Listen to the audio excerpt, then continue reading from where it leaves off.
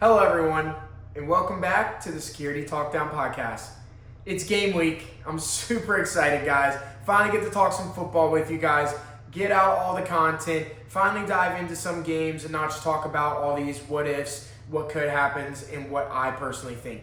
Now it's time to get down to the nitty and gritty and actually talk some football, and I cannot be any more excited. Week 0 is finally upon us. Even though some people don't view week 0 as a real week, I'm still just excited to sit on my couch and watch some Power 4 football and some Group of 6 football as well. I hope all you guys out there watching are just as excited as me, tuning in to get ahead of the loop, to hear what I got to say. But all I know is that just having college football back in the air, it brings a different type of excitement to me to see what this 2026 and 2027 season has in store for us. Last year was a historical season. I expect nonetheless to happen again. College football is just changing so fast in the ways of the conferences. So then we have NFL players now somehow making their way back to college. We'll talk about that at another date, but that's just mind-blowing to me. But we're not here to talk about the negative stuff of college football today. That's for out-of-season stuff. Today, you only get so many weeks to talk about college football, and that's why we're going to talk about today, because we're not guaranteed many, and I'm happy to talk about it. Before I dive into week 0, just make sure you guys take advantage of this week 0 in so many ways, because this is probably the last week 0 we'll ever see, starting with the new NCAA rules next year, basically speeding up the schedule. So take it for granted. It's your last ever one. Just enjoy football. That's all I really want you guys to do. And I know you guys tune in here to just hear what I have to say, potential picks and stuff, and that's why we're going to dive into it. I just want to remind all my viewers out there how I do my breakdowns. So the way I do my breakdowns is we're going to have around between 1 and 3, depending on the weeks, game of the weeks. I'll dive deep into the games, tell you guys how I feel, give you guys an honest opinion if I were to bet on that game or it could be a security lock, what way I'd be leaning, but just helping you guys out the facts. Even if I explain everything thoroughly that you like, but then go with a different pick, and you guys go the opposite way, at least I explained it to you guys, and it makes your jobs a lot easier. But I do games of the week. I always do the underdog games of the week, I call them, or the sleeper games, where there might be a few games a week where you wouldn't think they're on your radar because there's these big Big Ten, SEC, ACC matchups, where there could just be a good matchup that might be an old rivalry that you never knew about. Game that could be potentially affecting a team 4 weeks from now when they don't make it in their conference championship. Just those unranked games or a ranked opponent who could be upset. The sleeper games are actually one of my favorite games to actually talk about, just because it really shows you how much college football I truly enjoy and how I do know these teams, which can build a little bit of trust. And then obviously, we're going to talk about the betting. A lot of you guys love the betting part of the aspect of football like I do as well. Cannot wait to keep myself accountable on that this year. I usually do anywhere between 2 and 4 security locks of the week. Those are straight bets that I'm going to keep myself accountable on. I'll go over them with you guys every week, tell you them. I'll keep my record all year, and we'll show how much ball did I truly know this year, so that's always a fun one. The other one I personally enjoy doing is my underdog of the week. I pick 1+ money line that I think I could see pulling off an upset or potentially winning. Last year, I actually got out to a 4-1 start on that before the podcast ended, which was way better than my security locks takes. But anyways, it's just stuff I bring to the table. I'm going to keep myself accountable and just super excited to talk ball. And nonetheless, let's stop acting like and let's talk about it. So diving into the first game that I personally like to talk about that I think is the marquee game of the week, and that is none other than NC State and Virginia. This is a very big ACC matchup that we have in week 0. It kind of feels like that week 0 game last year of Iowa State, Kansas State. It feels like a must-win game for both of these teams that I can easily see in the ACC championship. Not so much against each other, but just in their contending. Virginia's coming off an 11-3, basically overachieving season, and we're one play away from being in the college football playoff when they lost in the ACC championship to Duke, which won the ACC at 7-5. But anyways, huge season coming up for them. I'm excited to see their transfer quarterback from Mizzou and Bo Pribula coming into this offense. I know he beat out Eli Holstein for that job, which I can't say I'm shocked. They're both talented quarterbacks, but what Bo can do with his legs, I feel like can elevate that team kind of like what Chandler Morris did last year. But I'm excited to see this defense and Fisher K-Mac off the edge. They have a beyond talented defense. They have some weapons, but this NC State team, for some reason, always gets overlooked, and they just come onto the scene. And CJ Bailey being back with that team that has a ton of speed, Snow at wide receiver, not as much talent on the defensive side of Virginia in my opinion, but it's just going to be a very big marquee game for both of these teams. And teams in week 0 and the week 1, or most time week 1 and the week 2, are just polar opposite teams. It's some of the biggest jumps that you'll see in college football is from week 1 to week 2 or week 0 to week 1. So you never really know what you're getting into this. And I feel like this game is a toss-up in my opinion. The lines are Virginia minus 5.5.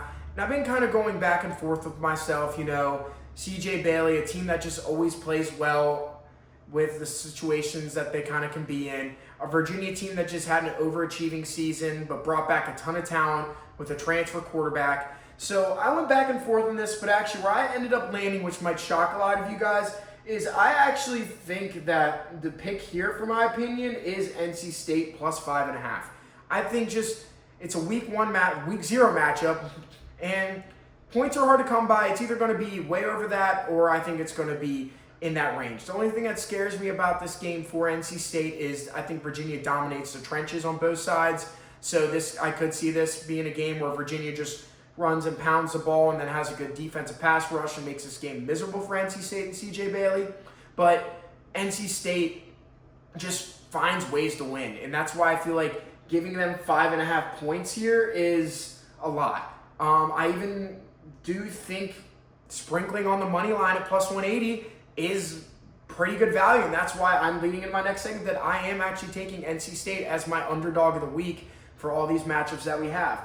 It's just week 0 game, big environment, a new quarterback in a newish system compared to a guy that's been in a system for a year, has some confidence coming in.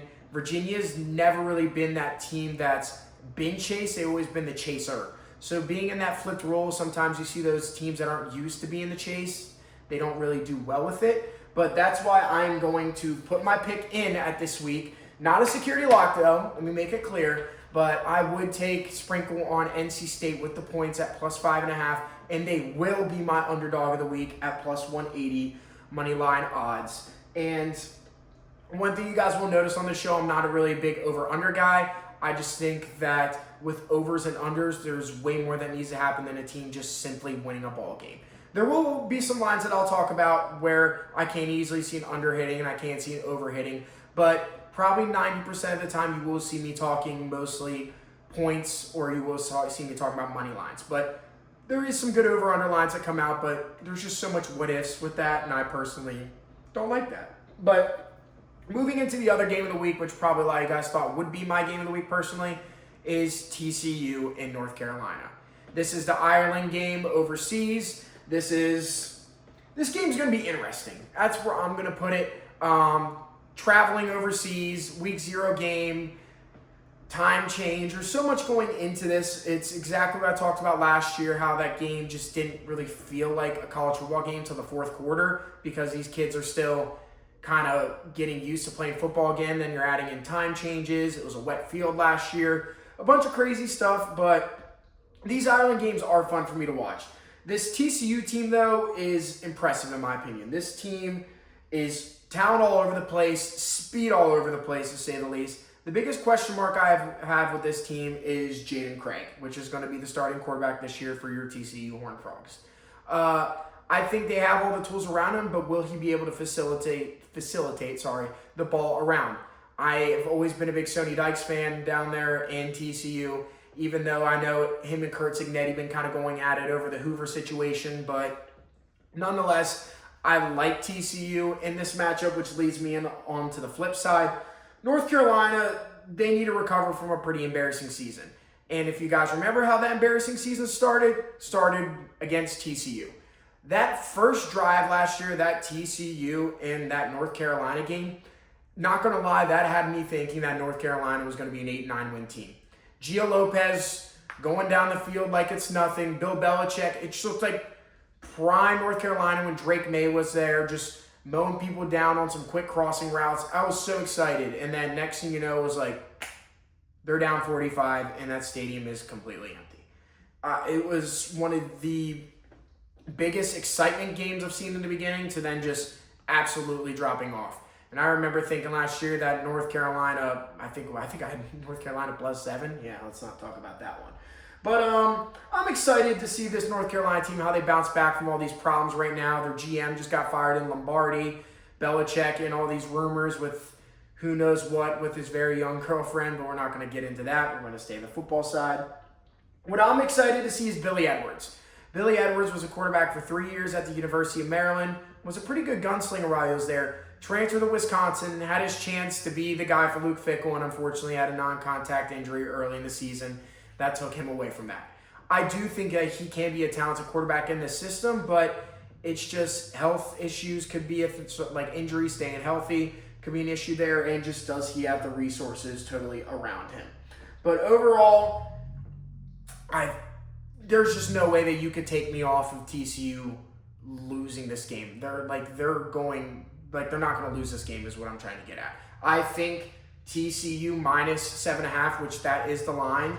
I think that it is a very great number, but I'm a big fan of always alt-lining and moving them just to feel safe. And that's why I'm locking in my first security lock of the week at TCU -6.5 against North Carolina.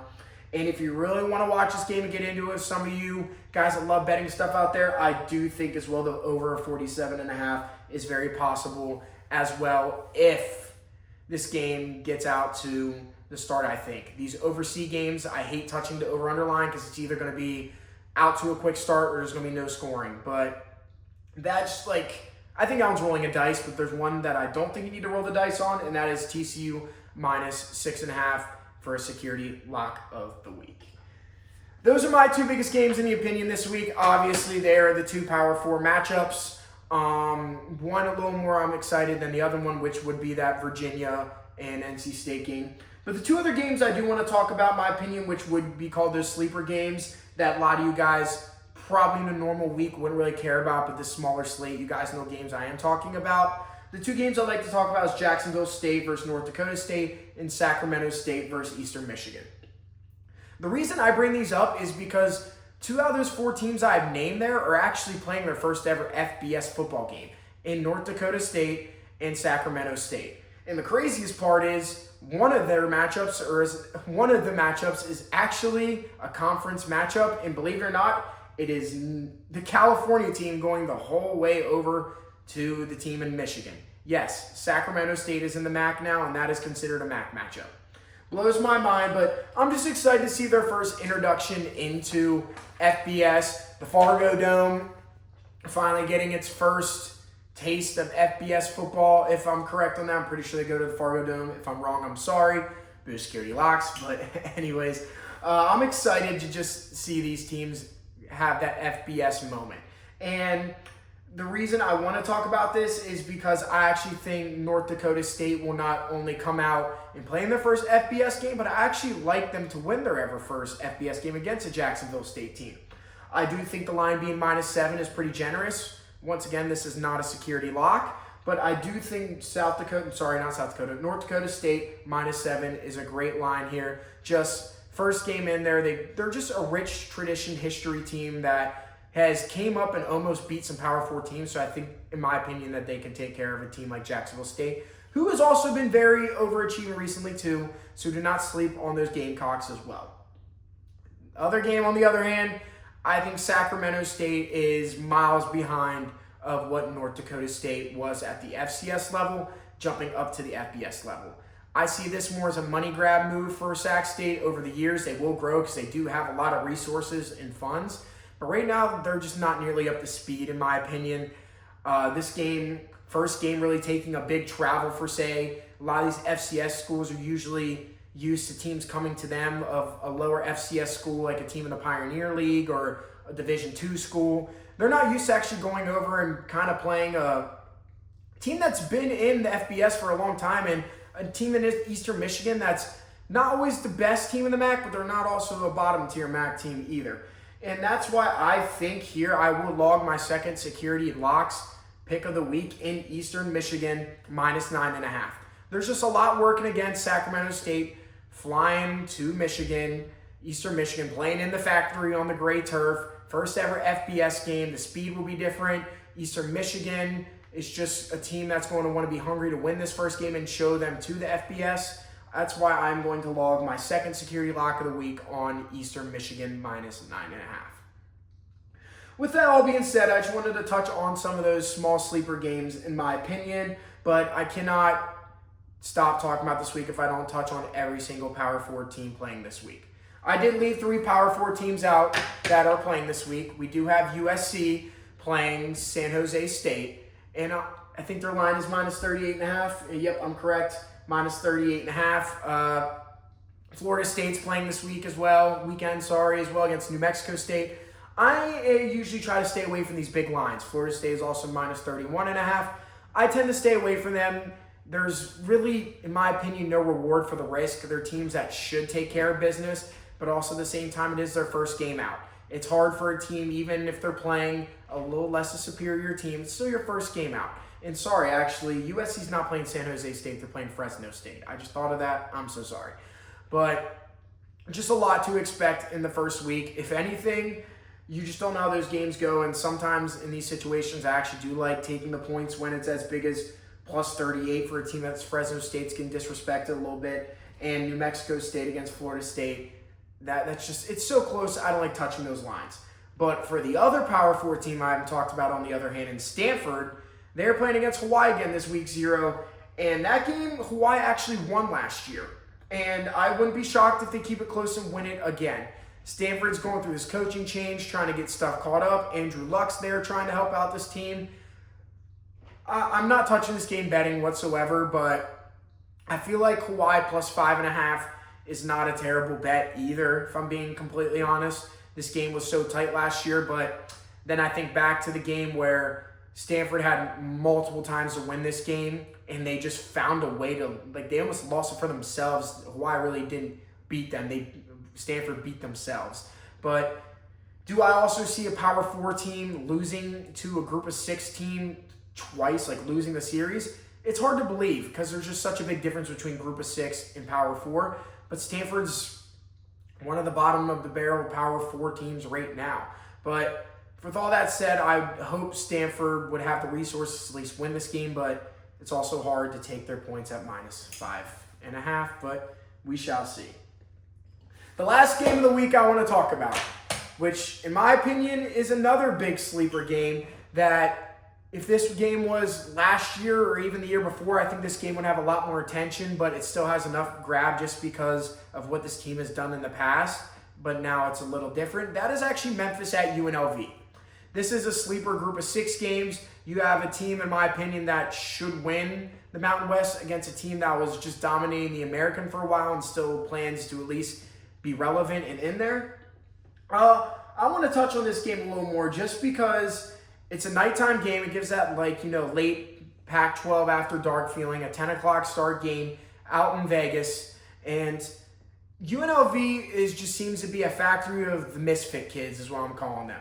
Quarterback, Jackson Arnold, who was originally at Auburn, before that originally at Oklahoma. Third time's a charm. Alex Orji is still there. There's a ton of talent still there. They still have their dynamic duo and the running backs still there that I think is going to open up the game and actually be the biggest difference in this game. With that said, though, on the other hand, Memphis just got absolutely gutted with their coach leaving for the Arkansas job. He had that program running at such a high level. Obviously, when you're that successful a coach, you do take some guys with you. But they also did bring in some talented guys as well. I do want to highlight that they did bring in Aaron Owen, the Ohio State transfer for quarterback. Excited to see him finally get some reps out there, sling the ball around a little bit.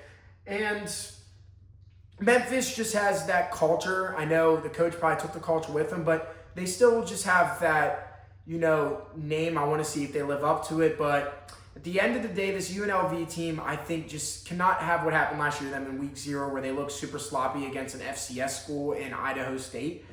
That cannot happen again. I hope that they come out, do what they should do, and that's why I'm going to lock in my final security lock pick of the week with UNLV minus 5.5. Last year, UNLV burned me when I took them minus 24.5, or it's probably honestly minus 34.5 against Idaho State. Completely and utterly burned me.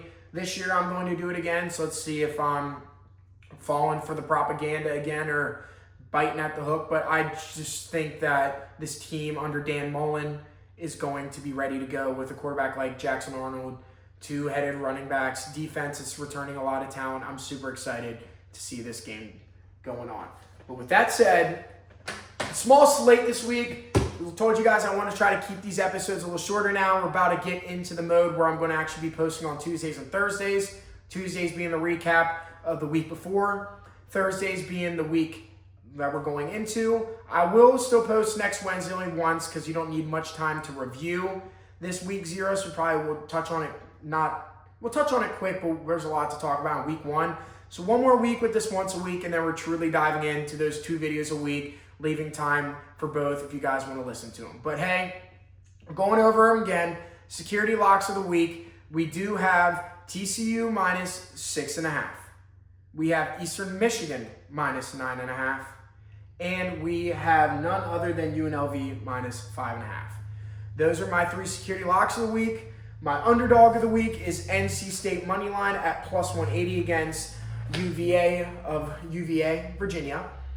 And all those other games to watch. It's just, football's back. I'm at a loss of words. I'm just super excited to talk football with you guys and finally get ready to watch some football, get back here, get this podcast up and running and talk about what we saw in those games and if we agree or disagree.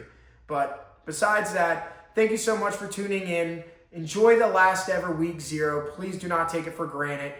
Every year we're so excited to watch college football, even NFL, any type of football, and it feels like it's gone like this. So please take it in, appreciate it. One more week so we can really enjoy that game day coming on early, but I'm just happy to have college football back. Please, guys, enjoy the football this weekend.